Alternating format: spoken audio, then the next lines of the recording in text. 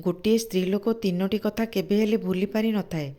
ଗର୍ଭାବସ୍ଥାରେ ତା ପ୍ରତି ହୋଇଥିବା ବ୍ୟବହାର, ଡେଲିଭରି ସମୟରେ ହୋଇଥିବା ବ୍ୟବହାର।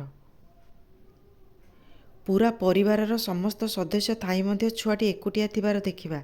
ଗର୍ଭାବସ୍ଥା ଓ ଡେଲିଭରି ସମୟରେ ତା ପ୍ରତି ଯେଉଁ ବ୍ୟବହାର ହୋଇଥାଏ ନା, ତାହା ମଲା ପର୍ଯ୍ୟନ୍ତ ସେ ଭୁଲି ପାରି ନଥାଏ। ଏହି ସମୟରେ ଗୋଟିଏ ସ୍ତ୍ରୀ ଲୋକକୁ ଭଲ ପାଇବା ଦେବା, ତା'ର ଯତ୍ନ ନେବା ଏବଂ ତାକୁ ଆପଣାର କରିବା, ଏସବୁ ଆବଶ୍ୟକ ପଡ଼ିଥାଏ। କିନ୍ତୁ କେତେକ ଘରେ ଏସବୁ ଦେଖିବାକୁ ମିଳିନଥାଏ। କୌଣସି ନାରୀକୁ ଚରିତ୍ରହୀନ ବା ଖରାପ କହିବା ଉଚିତ ନୁହେଁ, କାରଣ ବିନା ପୁରୁଷର ସ୍ପର୍ଶରେ କୌଣସି ନାରୀ କେବେ ଖରାପ ହୋଇନଥାଏ।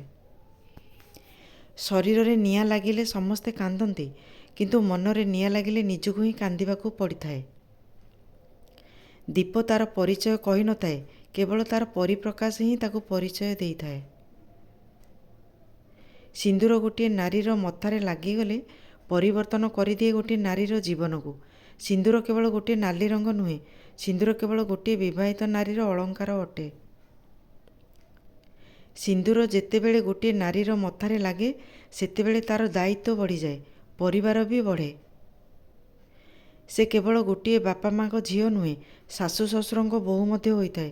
ସେ ଚେଷ୍ଟା କରେ ସମସ୍ତଙ୍କୁ ଖୁସିରେ ରଖିବା ପାଇଁ, ନିଜର ସବୁ ଖୁସିକୁ ବଦଳେଇ ଦିଏ। ତେଣୁ ନାରୀ ହେଉଛି ନମସ୍ୟ।